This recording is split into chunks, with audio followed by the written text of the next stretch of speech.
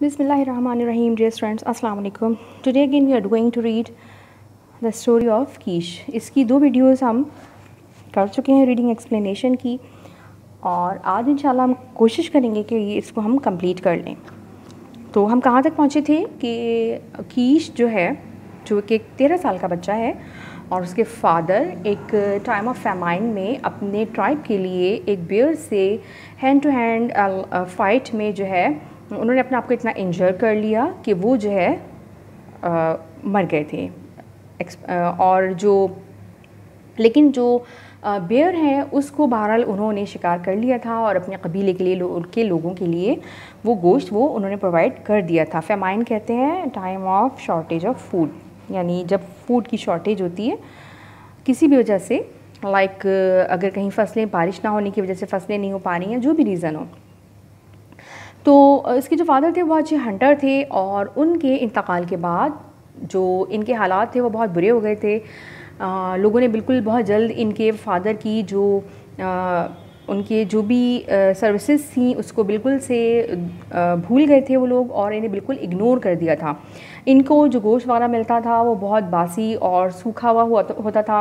और जबकि इसके जो फादर थे बॉब, वो जब अपने टाइम में जब हंटिंग करके लाते थे तो बहुत फेयर डिवीज़न करते थे, और उनकी कोशिश होती थी कि हर चाहे कोई गरीब है, कमज़ोर है, कोई विडो है, सबको प्रॉपर जो है वो शेयर मिल जाए.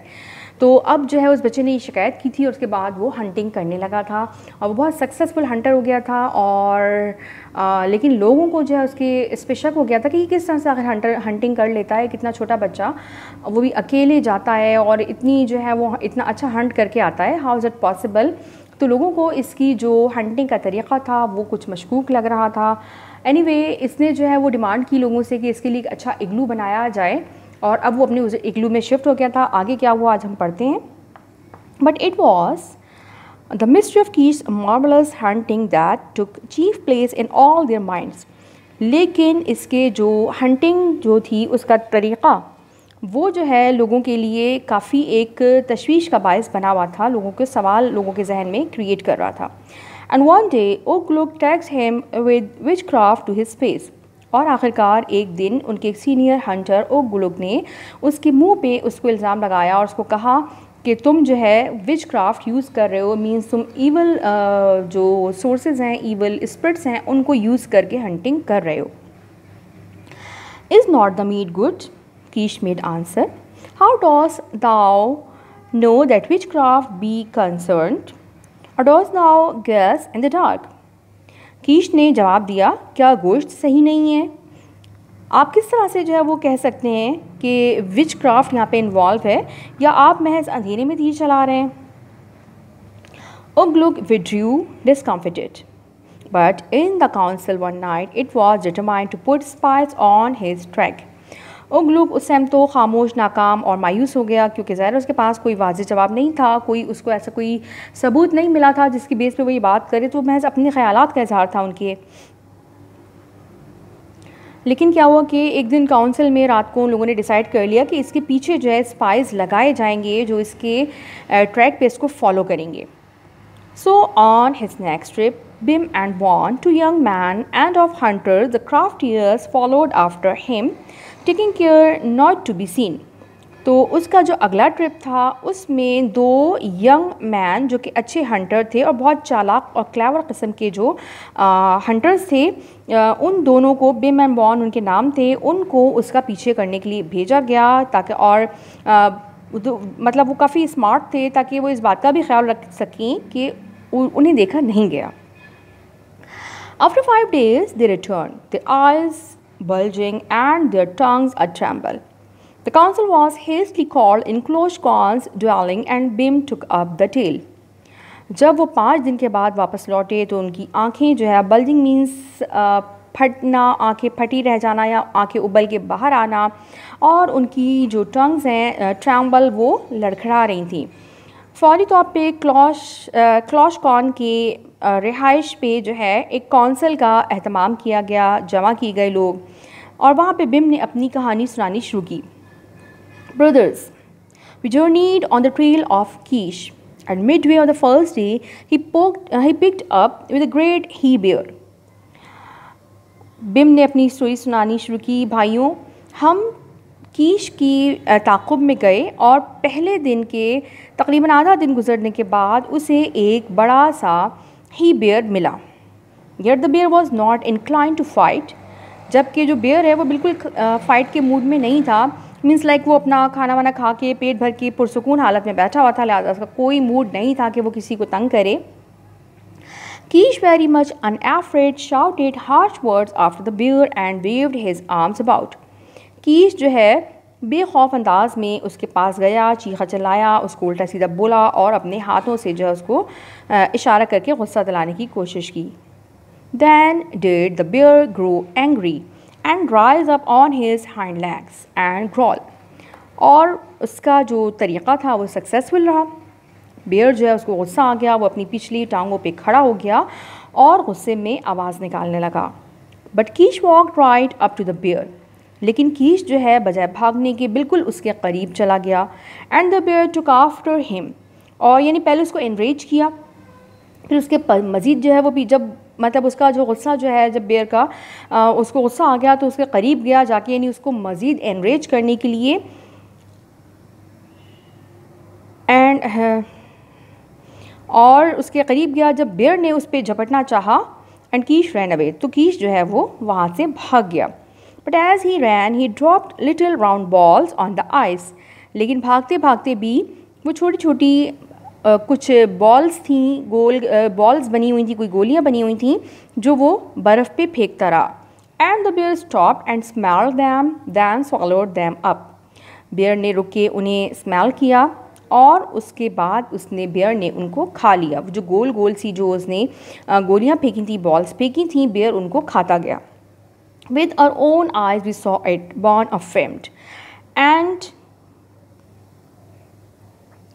This continued until the bear stood suddenly upright and cried aloud in pain and thrashed his forepaws madly about. और ये बिम बॉन ने अफर्म मीन्स बॉन ने उसकी बात की तस्दीक की, उसको उसकी बात को कहा कि ये सब कुछ हमने अपनी आंखों से देखा, यानी जैसा इसने बयान किया वो सब कुछ ऐसा ही है।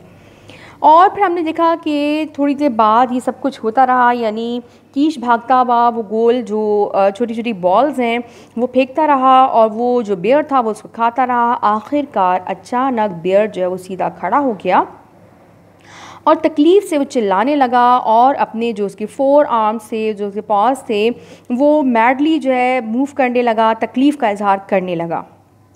विच क्राफ्ट, उगलुक सजेस्टेड, उगलुक ने फ़ौरन कहा कि देखा ये विच क्राफ्ट ही है। I know not, Bon replied, बॉन ने जवाब दिया मुझे इस बारे में कुछ नहीं मालूम, अब मतलब कि ये विच क्राफ्ट है या क्या है। And after a while the bear grew weak and tired and he went off along the shore ice, sitting down ever and again to squeal and cry. उसके कुछ देर बाद जो है वो जो बेयर था वो काफ़ी कमज़ोर और थका हुआ नज़र आने लगा और वो समंदर के किनारे और वो साहिल की आइस पे जाके बैठ गया और वहाँ वो तकलीफ़ से आवाज़ निकालने लगा।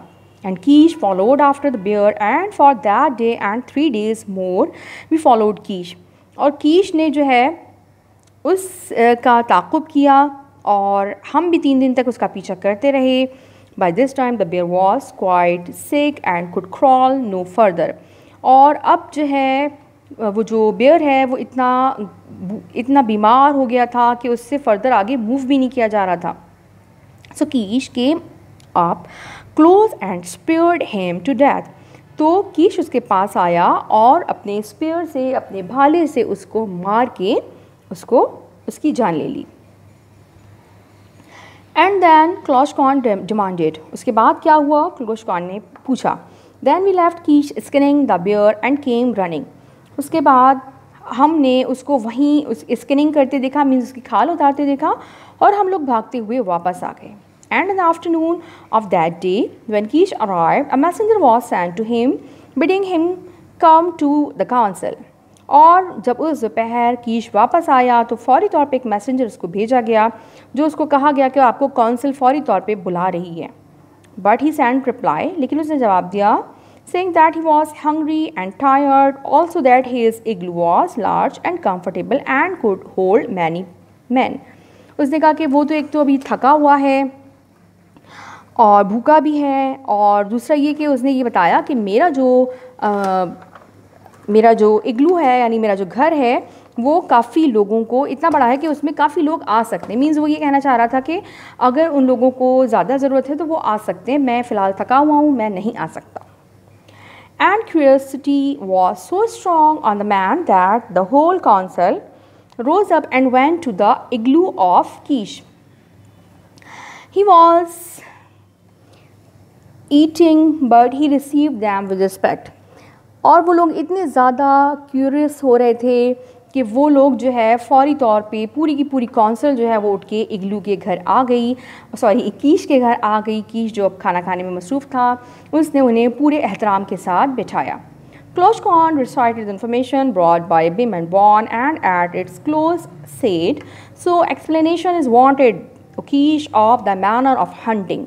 Is there witchcraft in it?" तो उसके बाद जो है जब सब लोग वहाँ पे बैठ गए आराम से, क्लोश खान ने पूरी इन्फॉर्मेशन जो बिम एंड बॉन ने से दी थी वो सब कुछ सुनाई, और आखिर में क्लोजिंग नोट उसने ये था, उसका ये कहा कि कीश, तुम्हारा जो हंटिंग का मैनर है उसके बारे में हमें तुमसे वजाहत चाहिए कि आखिर ऐसा क्या तरीक़ा था, क्या इसमें वाकई कोई विच क्राफ्ट इन्वॉल्व है। Keesh looked up and smiled, "nay, O Klosh Kwan, it be headcraft, not witchcraft." तो कीश ने मुस्कुराते हुए जवाब दिया कि नहीं, ये विच क्राफ्ट नहीं बल्कि ये हैड क्राफ्ट है। मीन्स मैंने अपनी अक़ल, अपनी जहानत इस्तेमाल की है। He picked up the thin strip of whalebone and showed it to them. The ends were sharp and needle points. The strip he coiled carefully till it disappeared in his hand. अच्छा जनाब, तो उसने ये बताने के बाद कि ये मैंने अपनी यानी हेड क्राफ्ट यूज़ किया है, इसके बाद उसने जो है वेल बोन यानी वेल की एक हड्डी यानी जो उसके कांटे होते हैं या हड्डी कह लें, उसकी एक स्ट्रिप उठाई और उनको दिखाया। उसके जो दोनों एंड थे वो सुई की तरह नोकदार थे, और द स्ट्रिप, उसने उस स्ट्रिप को उसके बाद केयरफुली क्वाइल किया। क्वाइल मीन्स उसको क्वाइल मीन उसको गोल गोल गोल गोल गोल करके उसको उन्होंने यानी उसको फोल्ड कर लिया, पूरा उसको क्वाइल अप कर लिया, और इतना कि वो बिल्कुल छोटा सा क्वाइल बन के उसके हाथ में डिसअपियर हो गई। Then suddenly releasing it sprang straight again, और जैसे ही उसने उसको छोड़ा वो एकदम स्ट्रेट हो गई। He picked up a piece of blubber. Blubber जो है वो वेल की जो बॉडी का जो फैट होता है उसको कहते हैं। उसके बाद उसने क्या किया, एक छोटा सा ब्लबर का पीस लिया यानी चर्बी का पीस लिया। So he said, "One takes a small chunk of blubber and this makes it hollow." तो उसने बताया कि एक जो है ब्लबर का छोटा सा पीस लें और उसको हॉलो कर लें, यानी बीच में किसी चीज़ की मदद से उसके स्पेस क्रिएट कर लें। Then into the hollow goes a whalebone, so tightly coiled, and another piece of blubber is fitted over the whalebone. यानी वो जो फैट उसने जो चर्बी ली उसका छोटा सा पीस लिया, उसमें किसी तरह से उसने थोड़ा सा एक सुराख किया, एक स्पेस क्रिएट की, और जो वेल बोन थी जिसका उसने कॉइल बनाया था उसको कॉइल अप करके उसके अंदर रखा, बहुत टाइटली उसको कॉइल अप किया, और एक छोटा सा मज़ीद एक ब्लबर का पीस लेके उसका जो खुला हुआ हिस्सा था उसको बंद करके उसको छोटा सा एक राउंड बॉल की शेप दे ली। After that it is put outside where it freeze into a little round ball. और जैसा कि आपको पता है पोलर रीजन की बात हो रही है तो वहाँ हर तरफ बर्फ़ ही बर्फ़ होती है, तो ये बनाने के बाद उसने बाहर बर्फ़ में इनको बॉल्स को रख दिया ताकि वो फ्रीज़ हो जाएं। The bear swallows the little round ball, the blubber melts, the whalebone with its sharp ends stands out straight. The bear gets sick, and when the bear is very sick, why you kill him with a spear? It is quite simple. तो जनाब अब क्या था, उसने बताया कि वो balls जो है मैं जो फेंक रहा था वो बॉल्स क्या थी, वो उसने सब उनको बता दिया कि क्या थी और किस तरह बनाई गई थी और क्या वर्क करती थी। बेयर जो है वो उनको खा लेता है, और जब वो उनको खा लेता है तो ब्लबर ऑब्वियसली मेल्ट अप हो जाता है। फ़ैट जो है वो ज़ाहिर है इंसान की बॉडी की या जानवर की बॉडी की हीट से मेल्ट अप हो जाता है, और जब वो मेल्ट हो जाती है तो उसके अंदर जो मौजूद वेल बोन की जो कॉइल बनी हुई थी वो जो है वो ज़ाहिर है जब उसको कोई चीज़ रोकने वाली नहीं है तो वो एकदम छोड़ने से स्ट्रेट हो जाती है, और जब वो स्ट्रेट होती है तो उसकी दोनों जो नीडल एंड होते हैं वो बेयर को अंदर से बुरी तरह ज़ख्मी कर देते हैं, और ज़ाहिर है उसके बाद उसको मारना कोई मुश्किल काम नहीं रहता। And Ugluk said oh, and Kloshkwan said ah, and each said something and all understood. और उन सब के मुंह से जो एक्सक्लेमेटरी वर्ड्स हैं ओह आ और इस तरह के वर्ड्स सब के मुंह से यानी हैरत का इजहार हुआ और कुछ ना कुछ इस तरह के अल्फाज निकले और वो सारी बात समझ गए।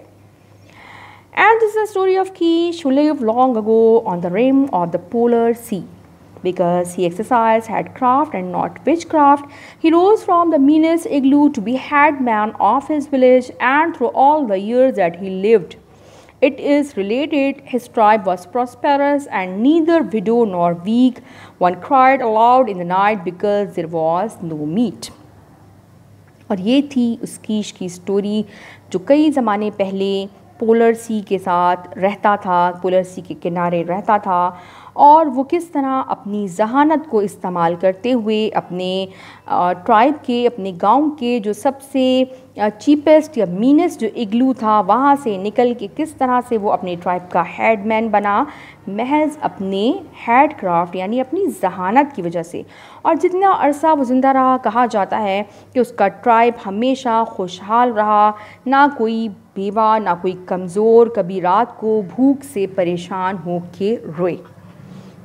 तो आई एम श्योर आप लोगों को अच्छी लगी होगी स्टोरी एक बच्चे की जहानत, और उस बच्चे की जहानत के साथ साथ उसका इंसाफ, उसकी हिम्मत की ये कहानी थी कि किस तरह से उसने बहुत छोटा होने के बावजूद लोगों के जुल्म और ज़्यादती को बर्दाश्त नहीं किया।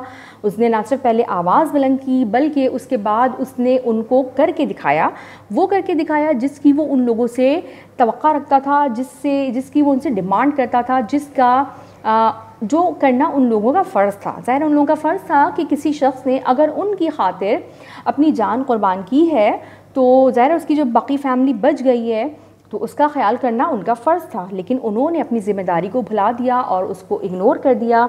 लेकिन उसने उनके साथ उसका कोई बदला नहीं लिया, उसके बावजूद उसने उन्हें एहसास दिलाया और अपनी अच्छे नेचर, अपने अच्छे ब्लड की बदौलत उसने जो कुछ भी किया वो इंसाफ के साथ किया। जो भी वो हंटिंग करता था वो इंसाफ के साथ उसको डिवीज़न करता था, शायद इसलिए भी क्योंकि उसने वो तकलीफ़ जो है वो बर्दाश्त की थी, उसने वो पेन जो है ख़ुद से एक्सपीरियंस किया था कि जब आपके पास खाने के लिए ना हो और आपको कोई पूछने वाला भी ना हो तो कितनी जो है वो दुख और तकलीफ़ का ये मौका होता है।